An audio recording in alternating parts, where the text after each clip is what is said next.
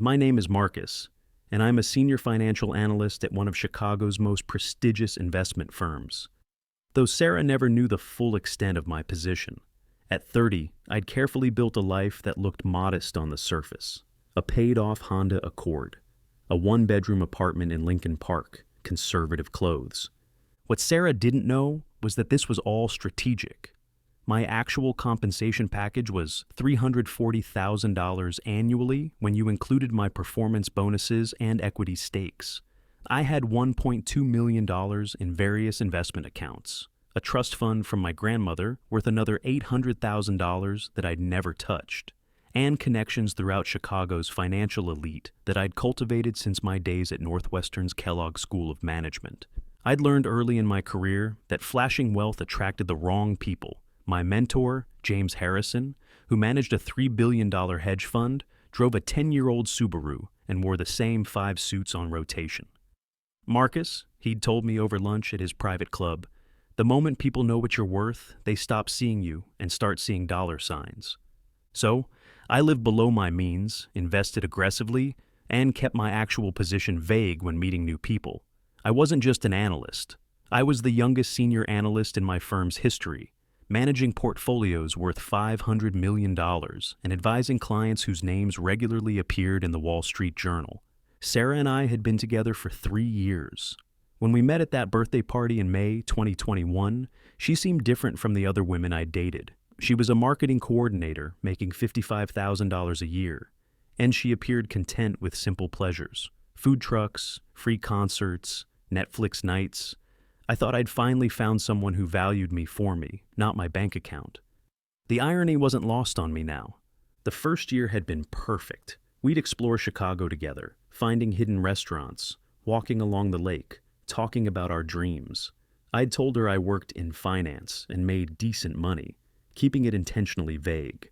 She never pushed for details, which I took as a good sign. When she'd complain about her student loans, $45,000 remaining, I'd sympathize without revealing that I could pay them off with 1 month's bonus. When her car broke down and she stressed about the $2,000 repair bill, I'd offered to help, but she'd proudly refused, taking extra freelance work instead. I'd admired her independence. But 6 months ago, something shifted. Her friend Nicole started dating a tech entrepreneur who loved displaying his wealth. Jess got engaged to a Goldman Sachs VP who bought her a $30,000 ring. Amanda's boyfriend, a real estate developer, had just purchased a River North penthouse. Suddenly, our quiet dinners weren't enough. Sarah would scroll through Instagram, lingering on photos of designer bags and first-class flights, her expression growing increasingly dissatisfied. "Don't you want more?" she'd asked one night after we'd returned from dinner at our favorite Thai place. "More of what?" I'd responded, genuinely confused. "More everything. A better car, a nicer place, designer things. Don't you have any ambition?" I'd wanted to tell her then about my actual position, about the investment property I owned in Wicker Park generating $4,000 monthly in passive income, about the startup I'd angel invested in that was about to go public. But something held me back. If she couldn't love me as a mediocre analyst making $140,000, did she deserve to know the truth? The birthday dinner that destroyed everything happened on August 24th. Girasol wasn't just upscale. It was where Chicago's financial elite conducted business over $200 pasta dishes. I knew the owner, Antonio, from several client dinners, though I pretended not to when we arrived. Sarah was already drunk, laughing too loudly with her friends, barely acknowledging my presence. I'd dressed down deliberately, a simple navy button-down and dark slacks from Target, nothing that would stand out. The conversation at dinner was painful to watch. Brad bragged about his new Tesla Model S, a $95,000 purchase that my financial brain immediately calculated as depreciating $20,000 the moment he drove it off the lot. Derek boasted about his River North condo, clearly over-leveraged based on what I knew about his income from mutual connections. These men were drowning in debt to maintain appearances, while I sat quietly, my investment portfolio generating more in daily returns than their monthly salaries. When Sarah made the comment about my college car, I felt the familiar sting of being underestimated. But it was her next words, overheard when I returned from the bathroom, that sealed her fate. "He's comfortable being mediocre. He has no real ambition to level up. Mediocre. The word echoed in my mind as I sat through the rest of dinner. This woman, who struggled to pay her credit card bills each month, who had no investments, no property, no financial literacy whatsoever, was calling me mediocre. The same day I'd closed a deal that netted my firm $15 million in profit and earned me a $300,000 bonus. When she screamed those final words outside the restaurant, "You'll never be good enough for me," in front of everyone, something inside me shifted from hurt to calculation. The strategic part of my brain, the part that analyzed risk and opportunity for a living, immediately began processing. She'd publicly humiliated me, revealed her true nature, and freed me from any obligation to protect her feelings. The gloves were off. I drove home in silence, my mind already working through scenarios. By the time I reached my apartment, I had a plan. Sarah wanted a man with money and status. She was about to learn the difference between real wealth and the facade she'd been chasing. The first step was patience. I didn't respond to her texts or calls, let her panic, let her friends tell her what they really thought. Nicole, Jess, and Amanda. I knew them better than Sarah realized. Nicole's boyfriend had tried to get me to invest in his startup 6 months ago. I'd declined after my due diligence revealed his burn rate was unsustainable. Jess's fiancé had applied to my firm and been rejected. Amanda's boyfriend had tried to network with me at a conference, not recognizing me out of my usual work context. These women would turn on Sarah the moment they realized what she'd thrown away. Monday morning, I walked into my office and made a call to Thomas Huang, one of Chicago's most ruthless corporate attorneys and a close friend from business school. "Tom, I need you to run a complete background check on Tyler Blackwood, Goldman Sachs, Chicago office. The same Tyler Blackwood who dated your girlfriend before you?" Tom's voice carried amusement. "What's he done now?" "Just curious about his actual financial situation. I have a feeling Sarah's about to make a very expensive mistake." Tom laughed. "Give me 48 hours. While Tom worked his magic, I focused on my own moves. I called Rebecca Vasquez, a headhunter who'd been trying to poach me for years. "Rebecca, I'm finally ready to listen to offers, but I have specific requirements. The position needs to be visible, prestigious, and come with a signing bonus that makes headlines. Marcus, I've been waiting 3 years for this call. I have exactly what you need. Blackstone's Chicago office, senior portfolio manager, base of $450,000, guaranteed bonus of $500,000 first year, and they're offering a $250,000 signing bonus to the right candidate. Interested?" Set up the meeting. Wednesday arrived with Tom's report and Sarah at my door. The report was illuminating. Tyler Blackwood was leveraged to his eyeballs. The Porsche was leased. His River North condo was mortgaged at 95%, and his spending exceeded his income by $3,000 monthly. He was a house of cards waiting for a breeze. Sarah's visit was equally revealing. She cried, she apologized, she blamed alcohol and pressure. But when I asked what she really wanted, her answer was telling. "I just feel like everyone around me is leveling up, like life was a video game where you collected achievements." I sent her away with non-committal promises to think about it, knowing she'd already started texting Tyler. Jess's call confirming their coffee date didn't surprise me. It was exactly what I'd expected from someone who valued appearance over substance. The next phase required precision.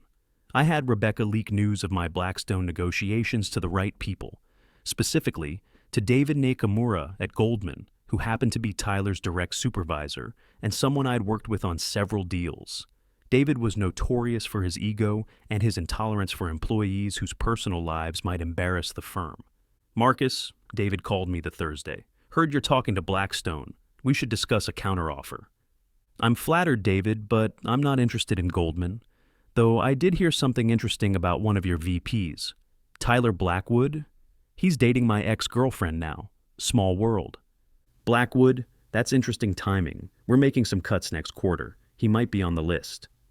I knew David would investigate. He always did when he sensed drama that might affect his department's reputation. Tyler's excessive spending and mounting debts would surface quickly under scrutiny. Meanwhile, I orchestrated the social destruction with surgical precision. I accepted Amanda's invitation to her gathering, knowing the impact my presence would have. But first, I made sure to close the Blackstone deal. The announcement would hit the financial press the day before the party. The gathering was everything I'd calculated. I arrived in my new Audi RS7, a $120,000 car I'd paid cash for that afternoon. Not to impress anyone, but because Sarah would hear about it. I wore a subtle Patek Philippe watch, a graduation gift from my grandfather I'd never worn before. The transformation in how people looked at me was immediate and satisfying. "Marcus!" Amanda gasped when she saw me. "Is that your car?" "Just picked it up. Figured it was time for an upgrade." Nicole practically sprinted over. "Oh my God, we saw the announcement about Blackstone. Senior portfolio manager? That's insane." "It's a good opportunity," I said modestly, accepting a beer. "The signing bonus alone will let me finally buy that Lincoln Park townhouse I've been eyeing." "Signing bonus?" Jess's eyes widened. $250,000, not bad for switching firms. The room went silent. Everyone was doing the math, realizing what my new position meant. The mediocre guy with no ambition was suddenly revealed as one of the most successful people they knew. "Wait," Brad said slowly. "You've been making serious money this whole time?" "I've done all right. I just don't believe in flashing it around. Real wealth whispers, you know." Amanda pulled me aside later, her expression serious. "Sarah's with Tyler now. They made it official last week." "I know. David Nakamura at Goldman mentioned it when he called to counteroffer. Small world." "David Nakamura? As in Tyler's boss, David Nakamura?" I smiled. "The very same. We've done several deals together. Great guy, but ruthless about protecting Goldman's reputation. Can't imagine he's thrilled about Tyler's spending habits." Amanda's eyes widened as she connected the dots. I didn't do anything. David makes his own decisions, though he did mention they're making cuts next quarter." 2 weeks later, the dominoes fell exactly as I'd anticipated. Tyler was let go from Goldman, officially for performance issues, but David had made it clear that his excessive spending and personal drama were liabilities. Without his Goldman income, Tyler couldn't maintain his facade. The Porsche was repossessed within a month. The condo went on the market shortly after. Sarah, who'd quit her job at Tyler's insistence to focus on supporting his career, was suddenly unemployed and living with a man whose world was crumbling. When he met another woman, a Yale-educated lawyer whose father was a federal judge, Sarah became expendable. He kicked her out the same night, keeping the designer items he'd bought her, claiming they were legally his property. The text from her new number arrived 3 weeks later, full of apologies and regret. I read it once, noting the desperation between the lines. She'd lost everything chasing an illusion, while I'd gained everything by being patient and strategic. I deleted the message without responding. 6 months have passed since that night outside Girasol. I'm settled into my role at Blackstone, managing a portfolio worth $2 billion. The Lincoln Park townhouse I bought for $1.8 million cash is being renovated by the same designer who did the mayor's residence. My investment portfolio has grown to $2.3 million, generating enough passive income that I could retire at 40 if I wanted. But the real satisfaction isn't in the money or the success. It's in the knowledge that I was never mediocre. I was just selective about who deserved to see my true value. Sarah learned too late that real wealth doesn't need to announce itself, and real ambition isn't about keeping up with others' appearances. Last week I ran into her at Whole Foods. She was buying generic brands, her designer clothes replaced with Target basics. She saw me, started to approach, then noticed the woman with me. Elena, the teacher I'd been dating for 5 months who loved me before she knew about the money. Sarah turned and walked away without a word. As I watched her go, I felt nothing. No satisfaction, no regret, just indifference. She'd made her choice that night, screaming that I'd never be good enough. The irony was perfect. I'd always been more than enough. She just never bothered to look beneath the surface. My phone buzzed with a text from Elena. "Still coming to my school's fundraiser tonight? The kids are so excited to meet the mystery donor who funded their new computer lab." I smiled, typing back. "Wouldn't miss it. Real wealth is about making a difference, not making an impression." Sarah wanted a man who looked successful. She ended up with nothing. I wanted a woman who valued substance over style. I ended up with everything. The best revenge isn't living well. It's living authentically, while those who underestimated you watch from the sidelines, finally understanding what they lost. The universe has a sense of humor. Sarah's Instagram, which I check occasionally through a friend's account, is full of motivational quotes about knowing your worth and not settling. The woman who called me mediocre for driving a Honda while secretly drowning in debt now preaches about values she never understood. Meanwhile, I'm living proof that true worth isn't measured in designer labels or luxury cars, but in the quiet confidence of knowing exactly who you are and what you're capable of. She was right about one thing that night. I wasn't good enough for her. I was far, far better. And now, finally, everyone knows it.